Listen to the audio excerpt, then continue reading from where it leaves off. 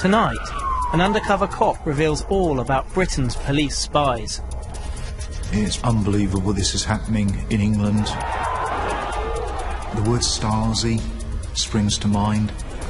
For decades, undercover agents have infiltrated political campaigns and protest groups. I would be interested to know how far up the chain of authority this misdirection, perversion of police resources and priorities and principles actually went. We hear exclusively from women who had sexual relationships with men they didn't know were police. It's like being raped by the state. That's how we all feel. We all feel that we were sexually abused. And we can now reveal who these spies were really targeting. Did your supervisors want intelligence on members of Stephen's family? They wanted any intelligence that could have smeared the campaign, yes. We're constantly having to have suspicion around our police force when they're there supposed to upholding the law.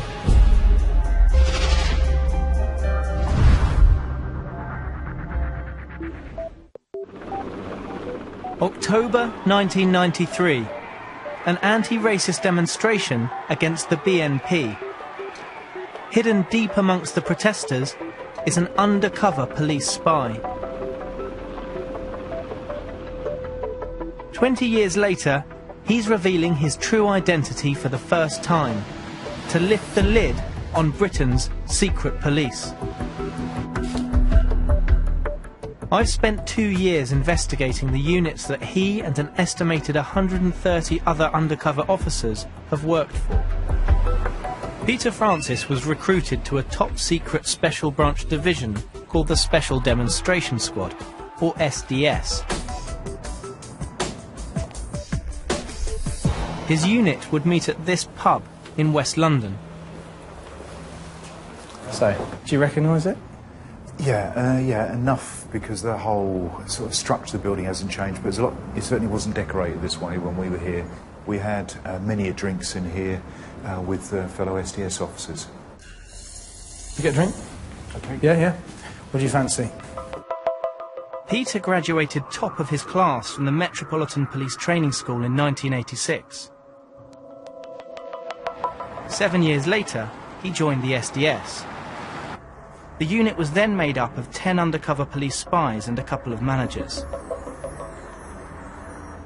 Few outside the squad knew of its existence. It was a secret unit within the special branch who are the secret police. So who knew about this is not rogue, it's just very well hidden. The day one that you actually start, your police identity is taken off you, you actually give away your warrant card, and anything to do with the police, your association with police, is just wiped off the earth. Peter's first task was to adopt credible cover. We're heading towards Islington now, where my first undercover flat was. The importance of a good undercover flat just can't be overemphasised, because you're taking all your targets back to your house. They're going to go in there, they're going to see in there, they're going to see how you live.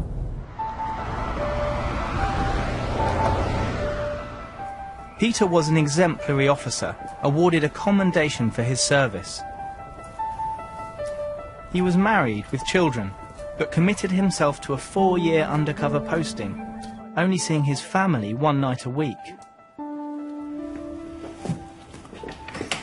Yeah, so basically, if you look at it, that's vastly changed. This would have been my flat from September 1993 to the beginning of middle of 1996.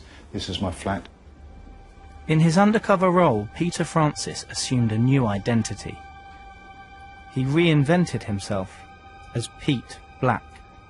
Would have agreed who my pretend parents were, would have agreed everything. I'd scripted it, and my senior managers had scripted it with me. This was a script that was turning into a character, and I became Pete Black. When I was here, I would stand in front of the mirror, and I would look into it, and I would say, I am Pete Black.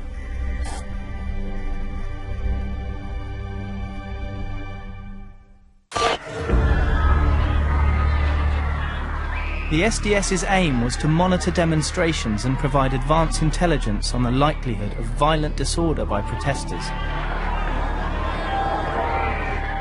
Each of its 10 undercover officers infiltrated campaigns and protest groups across the political spectrum, from extreme left-wing to right-wing.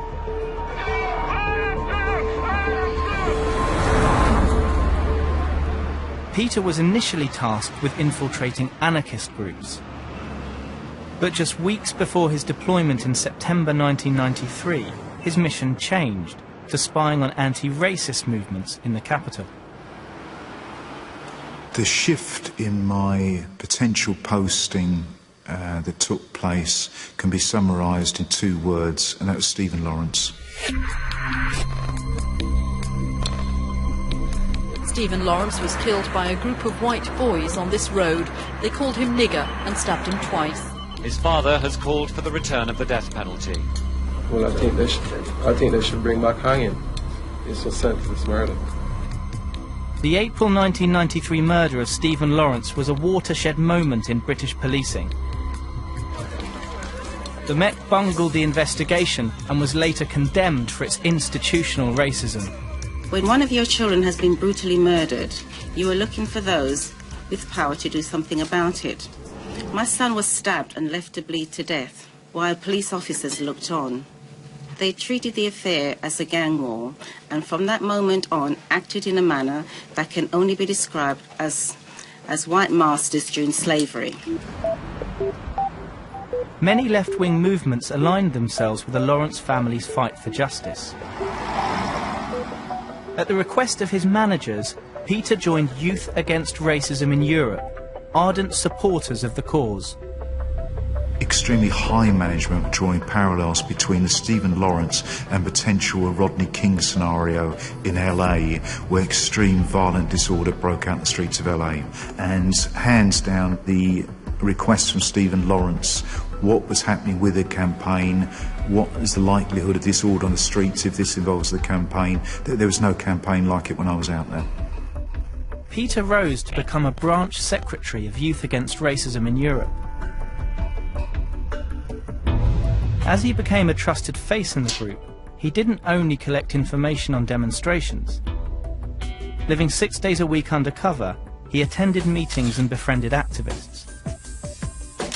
And he gathered intelligence that could undermine support for those campaigning for Stephen Lawrence.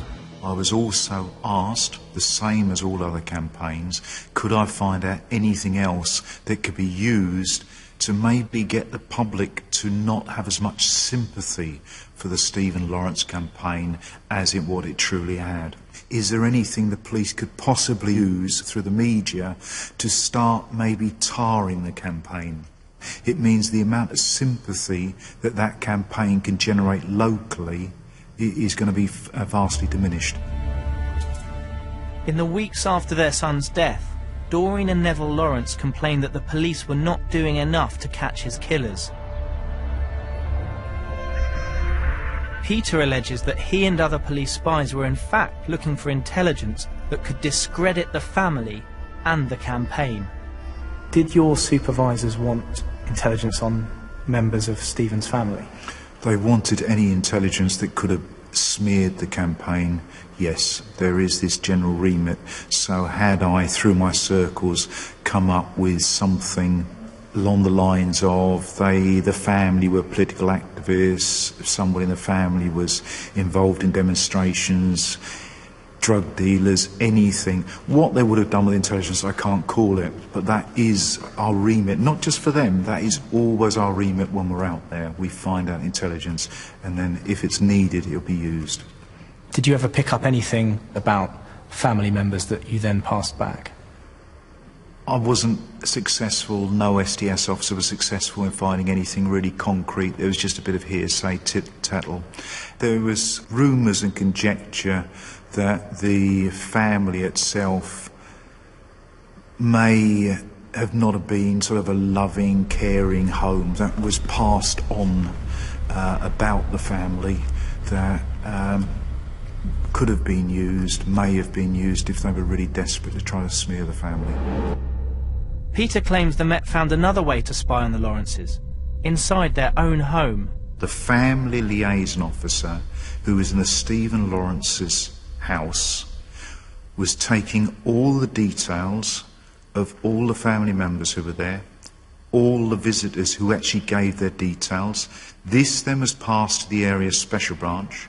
The area special branch then passed it through the special branch to the special demonstration squad, and we were asked to comment on these individuals, whether or not, in their words, they were politicos or who they were. So they wanted you and the other SDS officers to give them information about the political persuasion of the individuals who are visiting the family's home. 100%, because that would then allow us to make the assessment which way this campaign was likely to go in the public disorder arena. There's no suggestion the family liaison officers knew the purpose or destination of the information they collected. Peter states demands for intelligence came from outside the SDS. We only respond to external requests. So an external request that I'm not privy to would come in to say, right, what is known about Stephen Lawrence's campaign? Peter doesn't know who knew about the spy campaign, but he does remember the then Met Police Commissioner visited the squad here following their undercover work on a major anti-racist demonstration.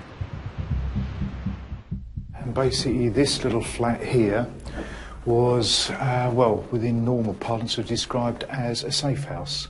And this is the actual flat that Sir Paul Condon actually came out to. He presented the whole of the unit with a bottle of whiskey as well. And that was to say thank you? That was to say thank you, yeah.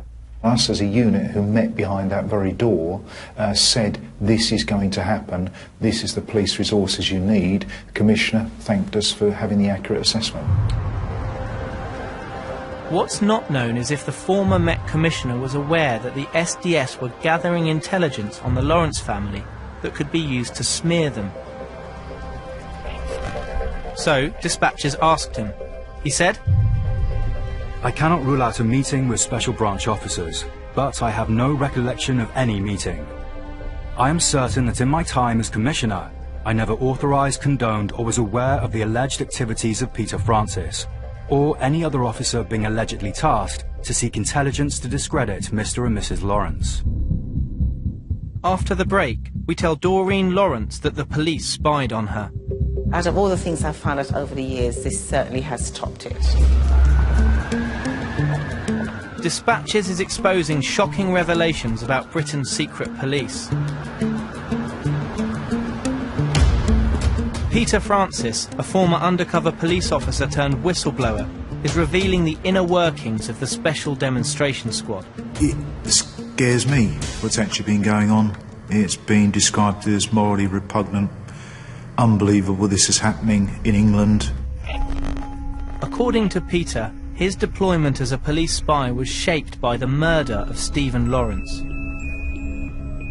In the months after the teenager was killed, the Metropolitan Police came under sustained criticism for incompetence and racism.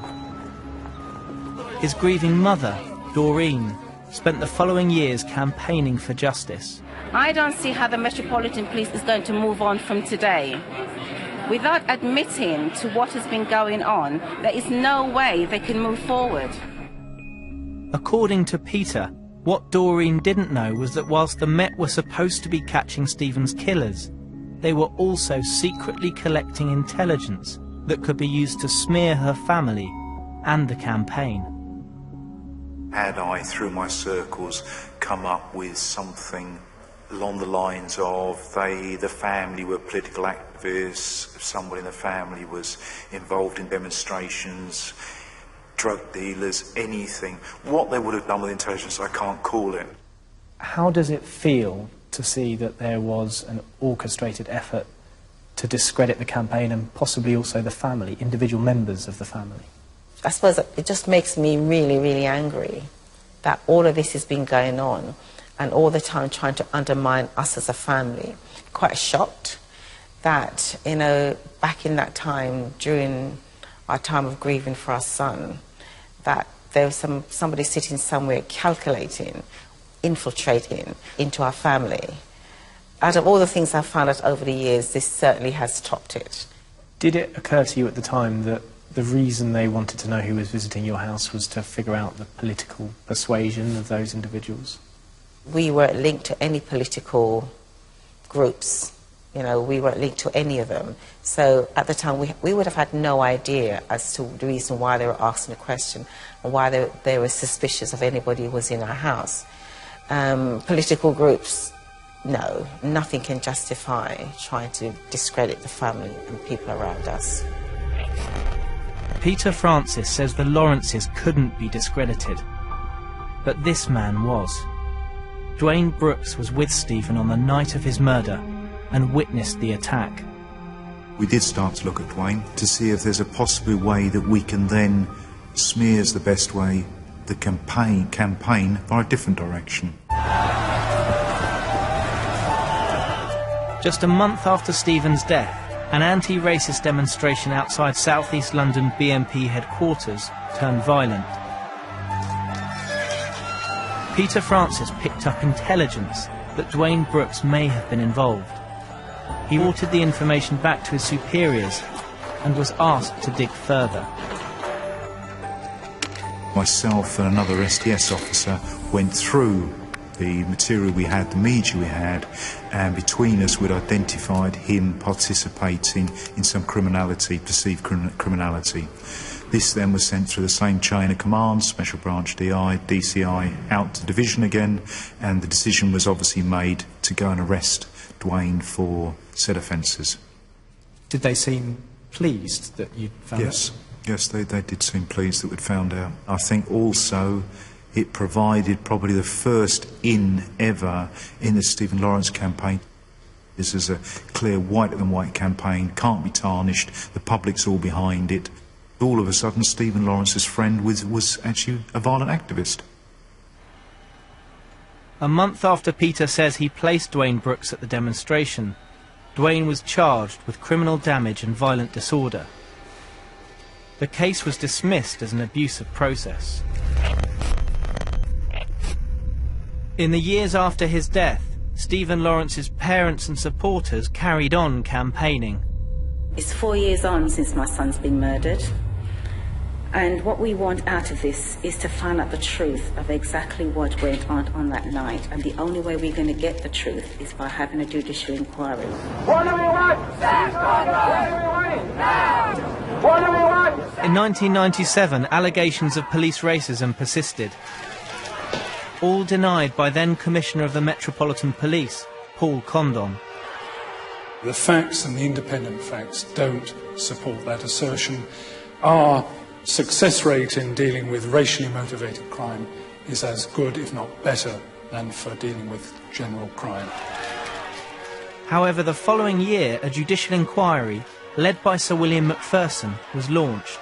Its aim was to find out what went wrong in the police investigation, and in February 1999, the findings were published. The investigation was marred by a combination of professional incompetence, by institutional racism, and by a failure of leadership by senior officers. The far-reaching consequences of the Macpherson report crucially did not touch on undercover policing tactics. Peter Francis claims vital information was held back from the inquiry, despite his attempts at the time to make Special Branch come clean. So when I actually informed them, it went first to the DI, Robert Lambert. It then went to Superintendent in a Special Branch who's responsible for the overall decisions. It actually then went up to Commander Special Branch who came out to see me. It can be encapsulated roughly along the following lines: is if the public was to find out you were undercover there, they'd still be battling on the streets in about a year to come. So our whole idea is to prevent disorder. If we go in there and say we were undercover in there, it will reignite disorder that hadn't taken place with Lawrence for quite a while. And what was the reaction when, at the end of the inquiry, no mention of the SDS? Absolute total relief that there was nothing in the Macpherson inquiry that tainted the Special Branch at all. We were totally clear of everything, despite obviously what I was aware of that we'd been doing. I think there is a very strong case for this particular undercover operation to be referred to the Independent Police Complaints Commission. That senior officers in Scotland Yard considered whether they should disclose the fact of this undercover operation to the Macpherson inquiry, and they decided not to do so. That's very serious indeed, and it places this undercover operation into a different and separate category from the others. In response to these allegations, the former commissioner, Paul Condon, told dispatches, I never authorised, condoned or was aware of Peter Francis or any other officer being allegedly tasked to seek intelligence to discredit Dwayne Brooks. Nor was I aware, or would I have authorised or condoned any withholding of information of any kind from the judicial inquiry, which became known as the Macpherson inquiry. Such action, if it took place, would have been clearly wrong, and in direct contravention of my instructions to the Metropolitan Police to cooperate fully with the inquiry. After the break, we examine how police used sex as a tactic. And we speak exclusively to a woman who had a relationship and a child with a man she didn't know was a police officer. I just feel I've been abused. I feel I've been abused. I feel I've been multiple raped. And I want it all to go away. Dispatches is investigating Britain's police spies. Peter Francis is a former undercover agent turned whistleblower. He's lifting the lid on a secret special branch unit that infiltrated activist groups. My colleague Rob Evans and I have authored a book on the spies. Since 9/11, it has become commonplace for Muslims to be violently attacked in Britain. Meet Dr. Bob Lambert, an academic on terrorism studies, seen here speaking at a conference to promote anti-racism and multiculturalism. Bob is also a former undercover police agent and was Peter's boss. At this event, his secret past caught up with him when he was confronted by activists he had duped. People didn't know who he really was. I thought it was an outrage he should be speaking there, when he's done so much to try and undermine, movements for social justice. We talked about it and we decided that we should expose him at this conference. Bob, we'd like to talk to you about your infiltration of London Greenpeace and your abuse of female campaigners. He was stonewalling us, he was just saying nothing. He started trying to walk away swiftly, and at one point he was even running. What are you ashamed of? He didn't like being challenged about his past. 30 years earlier, Bob Lambert met a young activist called Jackie. She has never before spoken publicly about him. First time I met Bob was outside Hackney Town Hall. He lived in Highgate, and he said he worked by doing bits and pieces, a bit of landscape gardening, a bit of tree surgery is how he described it. Said he was a committed anarchist. Could see he was a bit older, quite a bit older than me, but he was very charming, very charming.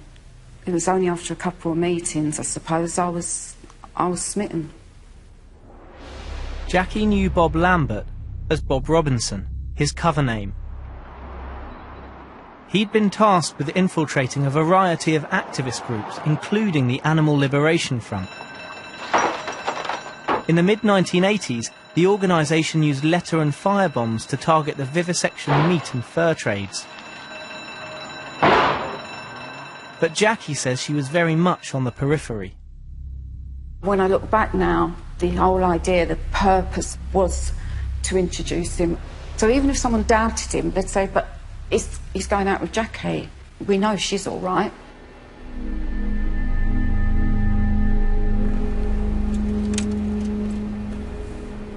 That's the van. Used to get about 20 activists in the back of that van. You can see the cushions in the back. That's for people to sit on.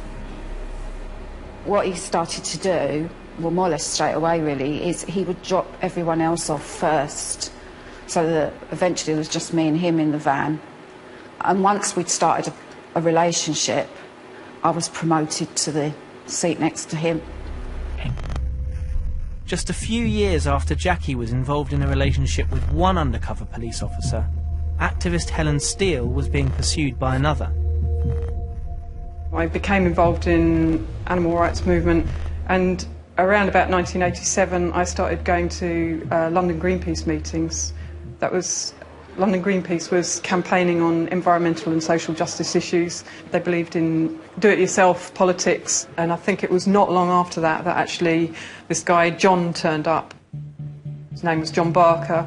He had a van and he used to offer to drive people home after the meetings, which at the time seemed like a very helpful thing to do, but actually is a very effective way of finding out where everybody lives.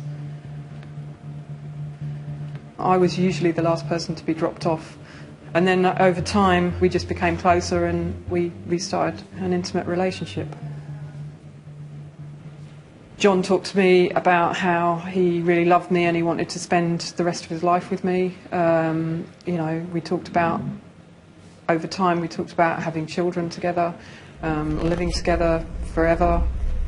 I really felt I wanted to spend the rest of my life with him, and I was really pleased to have found somebody who wanted that kind of relationship and seemed to care about me.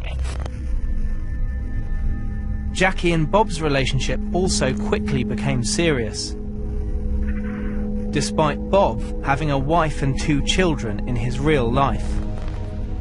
I made no secret of the fact that I really wanted a baby, and his first reaction was no. We didn't talk about having a baby or anything, probably for a couple more months, and then I kind of said to him that I didn't know whether me and him had a future if he never wanted children. And during one of these conversations, he said, OK, then we'll give it a go, we'll give it a try. And I said, you know, this is proper commitment. And he said, yeah. And I got pregnant the first month and we properly tried. Bob Lambert went on to become Peter Francis's manager when he was deployed in the 1990s. He advised his team on how to handle relationships when undercover. There was a couple of provisos come advice. One was make sure you use a condom, and it was actually given as an example by Bob Lambert because he referred to another officer who allegedly was tricked into having a child when he was deployed, and the other one was that you shouldn't fall in love.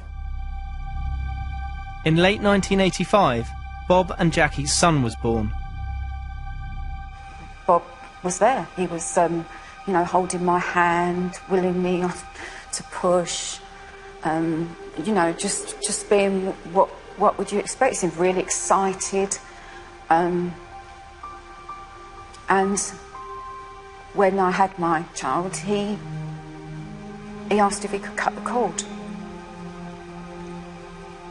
He held him and then he kind of said to me, well done, and kissed me and told me how much he loved me. Just a few months after their son's birth, the relationship began to sour. I was absolutely overwhelmed with motherhood, and I cut back on doing all the animal stuff. And I think, looking back now, that's when I was no longer any use to him. And more, he was spending time away from me. And he would say he was working, or he was on direct action. I assumed that he was sleeping with other women. Bob had begun another liaison, and it wasn't a casual fling. Well, I was 24 when I first met Bob. Straight away I felt like it was something really special, and it was a very passionate and romantic relationship. It was very quickly escalated to where we were seeing each other all the time. Really, within a few weeks, we were an established couple, and he was introduced to my parents as my prospective life partner, and my parents accepted him as such. And, you know, he did nothing to make anyone think any differently. Belinda Harvey was an unlikely target for an SDS spy. She wasn't a political activist and was employed by the local electricity board. None of my friends were doing anything remotely of any interest to the police, and so it's a complete mystery why he chose to have a relationship with me. I'm horrified to look back now and think that possibly he was just using me for sex, really, to meet his own needs. Bob knew the relationship wouldn't last. In 1988, his tour of duty was coming to an end, and he needed to extricate himself from his undercover life. If an SDS officer has set the trail correctly, by the time he comes to leave, be it 4, 5, X amount of years later, his targets come friends should be aware that he's always wanted to wander. There's a yearning to wander, but there's some sort of mental instability, upset thing, which explains why that person that they care about, some even maybe love unfortunately, that they actually can't go with that person. He seemed like he was on the edge of a breakdown. He said that the police were catching up with him now and he needed to go, he needed to disappear. He said, I know some anarchists in Spain, he said, who can help me out. Then we came up with this plan where I was going to go out to Spain after he'd got settled out there. And he said, I promise you that when things settle down, I'll write to you, and when it's safe to do so, you can bring our son to Spain.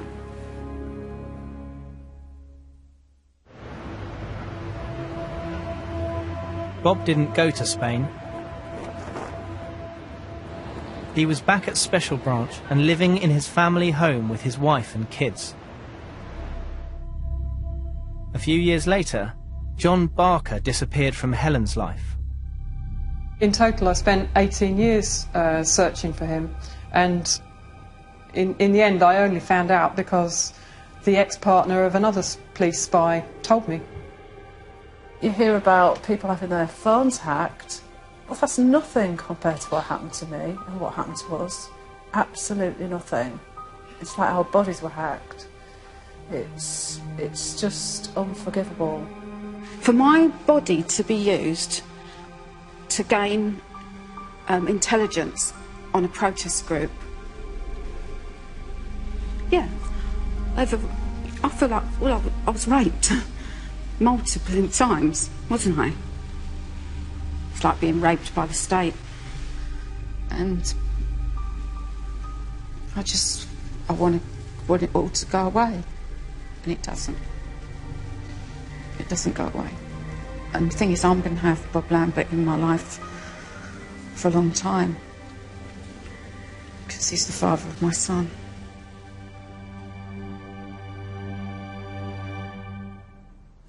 Did you have sexual relations with activists you were spying on? Casual relationships, yes, I did. Casual relationships of a sexual nature? Yes, yeah. How did you justify that to yourself? It was part of my persona that I was a person who had casual sex as part of my character. How many times did you have casual sexual relationships? Twice. Twice? Yes. Given the women that you were having sex with didn't know you were an undercover police officer, do you think they gave you their fair-minded consent? I would say that if you were having sex with a target, they probably wouldn't have had it with you if they'd known you were a police officer. So those women who had sex with you when you were undercover, they didn't give their informed consent because they didn't know you were a police officer? I'd never considered that before. No, I'd never considered that at all before. So, yeah, if in the event they didn't like the police, they wouldn't be consenting. Yeah, they probably wouldn't have given their consent. I think morally it's not justifiable, but why I may feel slightly less morally bad about it is the fact that I only had fleeting, casual relationships. I certainly never had a child or anybody. I never told anybody I love them. I never told anybody I'd be there forever with them. I certainly didn't live with people. They're levels that really can the state or anybody possibly justify doing that to these poor women. I think the whole thing really destroys your sense of trust, because it makes you really question about whether, if someone can act that well, can you believe what is going on in front of you now? It makes it very, very, very hard to form kind of close and loving relationships.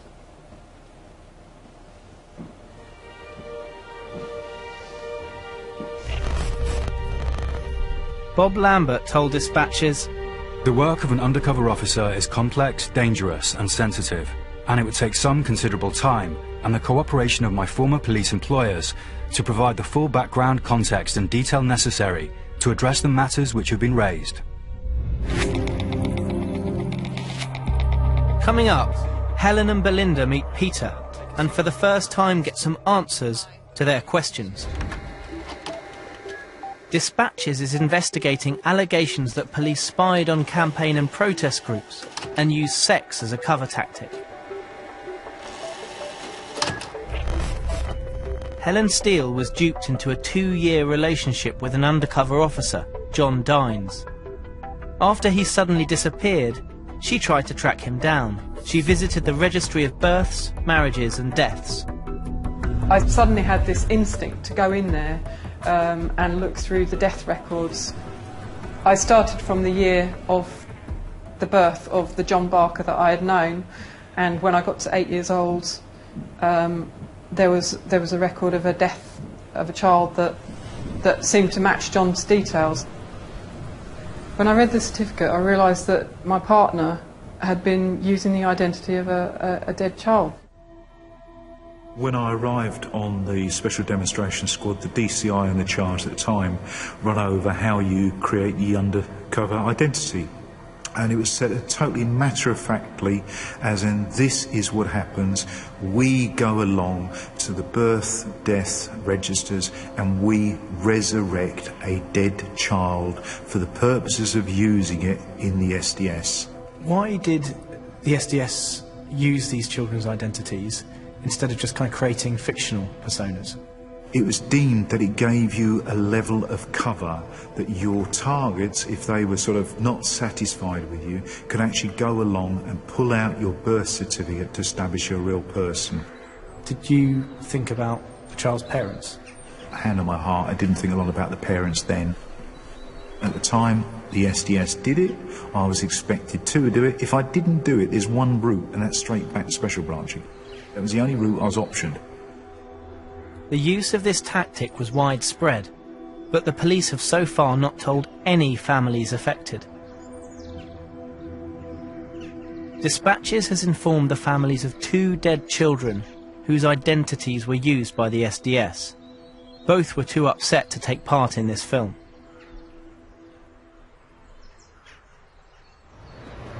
In 2008, the SDS closed its doors, but its work continues in the form of the National Public Order Intelligence Unit. Accusations of undercover officers engaging in sexual relationships have persisted. Mark Jenner, who infiltrated left-wing groups posing as Mark Cassidy, reportedly lived with an activist girlfriend for 4 years. Jim Boyling is said to have had 2 serious relationships in his time undercover. Marco Jacobs, who posed as an anarchist, allegedly also had 2 unsuspecting girlfriends before he disappeared in 2009. And Mark Kennedy, outed as a police spy in 2010, had several relationships with women all over Europe, the longest lasting 6 years. In total, 10 undercover officers have been identified. Of those, it's alleged that 9 had sexual relationships with people they were spying on. So far, the Metropolitan Police has declined to explain why women were targeted in undercover operations. Now Helen Steele and Belinda Harvey have the chance to question an ex-police spy. Hi. Whistleblower Peter Francis is the first ever undercover police officer to agree to give them some answers. Hi. So have a sit down. I just would be interested to hear, you know, why you decided to speak up after all this time against the undercover deployments. What I'm trying to do is basically call for a judicial inquiry, a public inquiry, and I think my ability to explain very clearly from an insider's perspective exactly what was going on, I think will add weight to getting a public inquiry. Were you told not to live in in other people's houses, like in activists' houses? I could live in an activist house if I wanted to. Right. But they didn't say to you that that's off limits because, you know, if you were going to search somebody's house, for example, you'd have to get a search warrant. They didn't kind of say, look, hang on, you can't move into people's homes because that's just too intrusive. Absolutely not. And it would have been, I've got to move in with such and such because my role justifies it. One thing I would like to know, if it was just by chance that he got together with me, or if I was actually specifically picked. The clear answer to that is unless you're an activist, no. If he had a single thought that you might be, he could justify being with you on a relationship basis. Yeah. Helen and I and 6 other women are bringing a action against the police for the psychological damage we feel has been done to all of us. And I was just wondering if you would be prepared to give evidence against the police in such a case. Yes, totally. I would get up in the witness box and swear on oath absolutely everything I've said here. I think anybody and everybody would say this is not justifiable. After leaving the Met in 2001, Peter Francis brought his own case against his former employers. He received damages after being diagnosed with post-traumatic stress and an identity disorder. Who I am in my real life, I've honestly not got a clue. My character is called Pete Black, and I was an anti-fascist, and he is the person who's sitting in front of you here. I said goodbye a long, long time ago to who I really was. I've got divorced since then. I've lost pretty much everything. It's been pretty difficult, kind of basically hearing just how little regard the SDS squad and special branch have for people's lives. They're ruining our lives, and basically for what? Just so that they can prevent change from happening in this world. No less than 16 reviews and inquiries have been launched into allegations of misconduct by undercover police. The largest is Operation Hearn. Clearly there's been close relationships which in some occasions have ended up being sexual. It shouldn't have happened, but it did happen. And part of my investigation in Hearn is to look into that. Are you in a position to offer an apology to the women who were duped into having sexual relationships with police officers? I don't think it's as simple as a straightforward apology. Clearly I've made it very straightforward. We would not sanction, we would not authorise intimate sexual contact. We've spoken to an undercover police officer who says his senior officer, the person running the unit, authorised it, sanctioned it. In fact, he told him if he was going to have sex, which he would be expected to wear a condom. That doesn't sound like it wasn't authorised. I am speaking about the world in which I know, in which I operate.